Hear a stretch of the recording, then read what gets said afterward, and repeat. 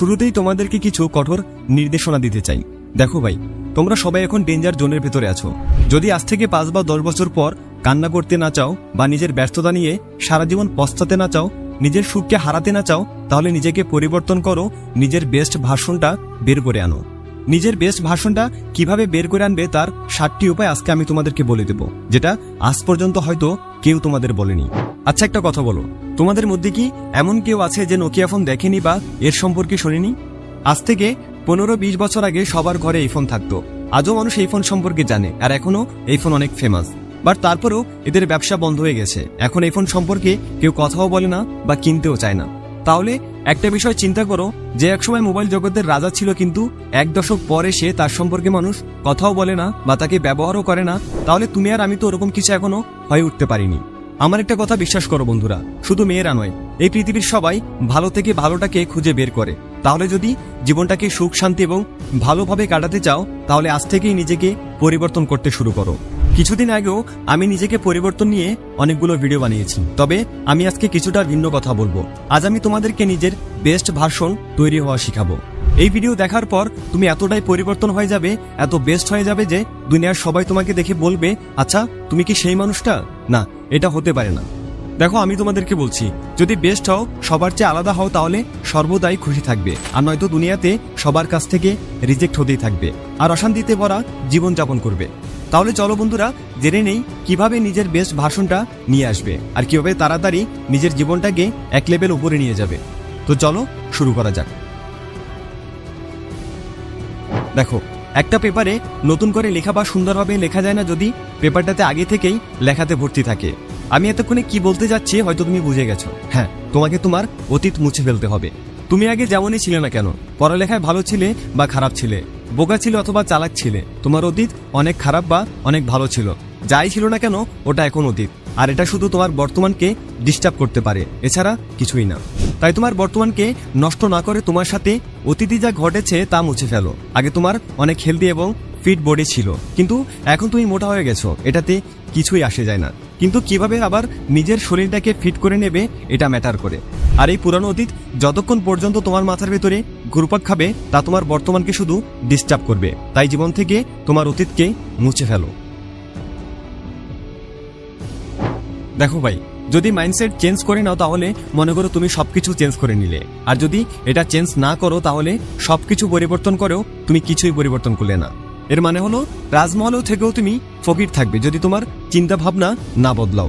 সময়ের সাথে সাথে তোমার মাইন্ডসেটকে আপডেট করতে হবে। কাল পর্যন্ত তুমি চিন্তা করেছিলে পড়ালেখা এত কঠিন, আর আজকে চিন্তা করছো এই মাসের মধ্যে কিভাবে আমি আমার সিলেবাস 40% শেষ করব। এটাই তো তোমার মাইন্ডসেটের পরিবর্তন, যা সামনে তোমাকে তোমার বেটার ভার্সনে আপডেট করে।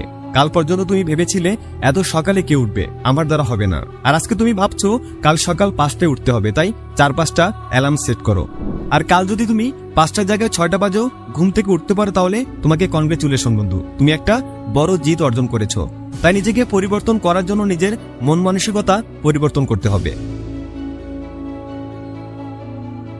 তোমার ভুলগুলোকে জীবন থেকে মুছে ফেলতে শুরু করো। দেখো বন্ধু, ভুল করার ভুল হওয়ার মাঝে অনেক পার্থক্য আছে। কেউ হাঁটতে হাঁটতে উষ্টা খেয়ে পড়ে গেল, তাহলে এটা তার ভুল ছিল, যা আগামী অনেকদিন পর্যন্ত তা না হওয়ার সম্ভাবনা আছে। কিন্তু কেউ যদি নিজে নিজে তার পায়ে আঘাত করে, তাহলে সেটা তার ত্রুটি, এটা তো অন্য কথা হয়ে গেল। কারণ এরকম ভুল পুরোটা মুছে ফেলা কোনো মানুষের হাতে থাকে না। কিন্তু আমরা যখন প্রতিনিয়ত কোনো ভুল করতে থাকি আর তা বোঝার চেষ্টা না করি, তাহলে তখন তো একটা বড় ত্রুটি হিসাবে আমাদের শরীরে আটকে যায়। এর ফলে এমন হয় যে আমরা এই ত্রুটিটা কাটিয়ে আগে যেতে পারি না, আর আমরা অনেক পিছনে পড়ে যাই। তো একটা কাজ করো, কাগজে লেখো কি কি ত্রুটি রয়েছে তোমার মাঝে। হতে পারে তুমি বেশি ঘুমাও, তুমি বেশি কান্না করো, তুমি বাহানা বেশি করো, বা তুমি চেঁচামেচি বেশি করো আর ভয় পাও, পড়ালেখা কম করো। এরকম যত ত্রুটি রয়েছে তোমার মাঝে, তার সবগুলো একটা একটা করে মুছে ফেলতে হবে তোমার জীবন থেকে। কারণ এটা করার ফলে তোমার সামনের রাস্তা সোজা হয়ে যাবে এবং একটা নতুন মানুষ হিসেবে বেড়ে ওঠা অনেক সহজ হয়ে যাবে। দেখো, একটা মানুষকে শেষ করে দেওয়ার জন্য 4টি নষ্ট বন্ধু বা মানুষের যথেষ্ট। ঠিক সেভাবেই একজন নষ্ট মানুষ যদি চায়, তাহলে সে ভালো পথে ফিরে আসতে পারে যদি তার সার্কেল ভালো হয়। সেজন্য আমি বারবার বলতে থাকি, সৎসঙ্গ দাও, ভালো মানুষের সাথে থাকো। কিন্তু একটা জিনিস চিন্তা করো, একজন খারাপ মানুষকে 4জন ভালো মানুষ কেন জায়গা দেবে তাদের সার্কেলে? তখনই দিবে যখন তার মাঝে পরিবর্তন দেখতে পাবে। উপরের স্টেপগুলো ফলো করলে একজন মানুষের মাঝে পরিবর্তন আসবে। আর এই সময় যে জিনিসটা তাকে সবচেয়ে বেশি সাহায্য করবে তা হলো একটা ভালো সার্কেল। একটা বেটার সার্কেলে থাকার ফলে দুইটা বিষয় ঘটবে। প্রথমত, তুমি আরো ভালো হওয়ার জন্য একটা অনুপ্রেরণা পাবে, আর একটা কম্পিটিশন পাবে যা তোমার ভালো হওয়ার প্রোগ্রেসে অনেক বড় হাত থাকবে।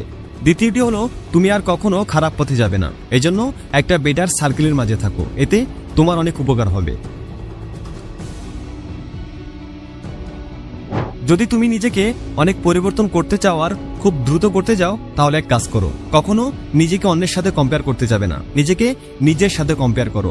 আর রাতের বেলা শোয়ার সময় আজকের দিন গতকালের দিনের সাথে কম্পেয়ার করো। একজন মানুষ যতই খারাপ বা ধ্বংস হোক না কেন, দিন শেষে তার মাঝেও রিয়েলাইজেশন আসে যে সে কতটা ধ্বংস হয়ে গেছে। তুমি সারাদিন যাই করো না কেন, রাতের বেলা শোয়ার সময় তোমার আজকের দিনের সাথে গতকালের দিনটা কম্পেয়ার করবে। আর এই কম্পারিজনকে সিরিয়াসলি নিতে হবে যে গতকাল আমি যেরকম ছিলাম আজকে একটু হলো তার চেয়ে ভালো হব, কিন্তু তার চেয়ে কম না। গতদিনের ক্রিকেট ম্যাচ বা কম্পিটিশন বা এক্সাম, গতদিনের প্র্যাকটিস যেমনই হোক না কেন, আগামীকাল তার চেয়ে এক ধাপ হলেও ভালো করব, কিন্তু তার চেয়ে খারাপ করা যাবে না।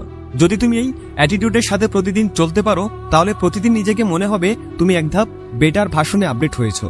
তাহলে আজ থেকে তুমি গত দিনের সাথে আজকের দিনের কম্পেয়ার করা শুরু করে দাও। এর ফলে দেখবে কিছু দিনের মাঝেই তোমার মাঝে অনেক বড় পরিবর্তন এসে গেছে।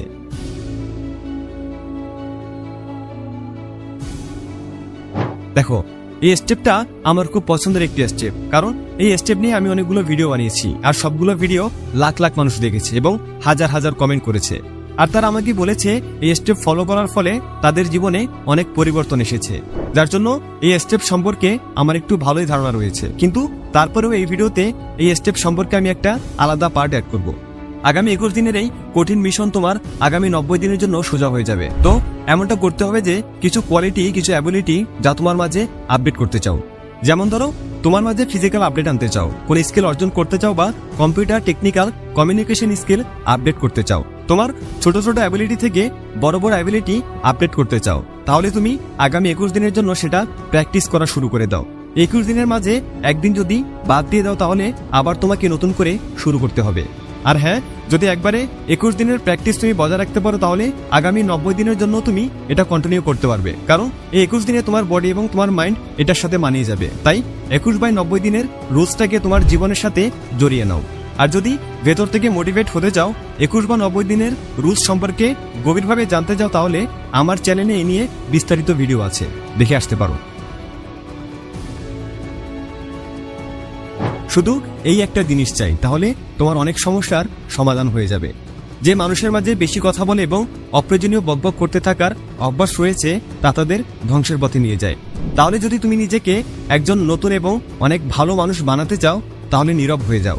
নীরব হয়ে যাওয়ার মানে এই না যে মুখে টেপ লাগিয়ে বসে থাকো। কথা বলতে হবে ততটুকু যতটুকু বলার প্রয়োজন, যাতে অযথা বকবক করে তোমার মাথায় আলাদা প্রেশার না পড়ে। এছাড়া তোমার মনোযোগ একদম মজবুত হতে হবে।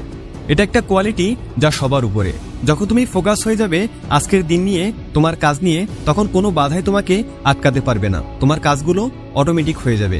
এজন্য নিজেকে শান্ত এবং নিজের কাজে ফোকাস রাখো। বন্ধুরা, যে মানুষগুলো আজকে ছোট থেকে বড় হয়েছে, তারা তাদের নিজেদের মাঝে পরিবর্তন নিয়ে এসেছে। তার আগে যেরকম ছিল, পরবর্তীতে তারা তাদের মাঝে নতুনত্ব নিয়ে এসেছে আর জীবনে সাকসেস হয়েছে। নিজেকে পরিবর্তন করা খুব কঠিন কাজ নয়, কিন্তু কিভাবে পরিবর্তন করতে হবে, ভালো করতে হবে, এটা মানুষ জানে না। এখন এই ভিডিওটা দেখার পর তা তো জেনে গেলে। তাই এই ভিডিওতে বলা স্টেপগুলো শুধু কয়েক সপ্তাহের জন্য ফলো করো, তাহলে দেখবে তুমি নিজেকে এতটাই পরিবর্তন করে ফেলবে যে মানুষ তোমাকে দেখে অবাক হয়ে যাবে। আশা করছি তোমার জীবনের আগামী পথগুলো এই ভিডিওটা অবশ্যই পরিবর্তন করবে। আর যদি ভিডিওটা ভালো লাগে, তবে অবশ্যই ভিডিওটা লাইক করো আর তোমার বন্ধুদের মাঝে শেয়ার করে দাও। Thanks for watching.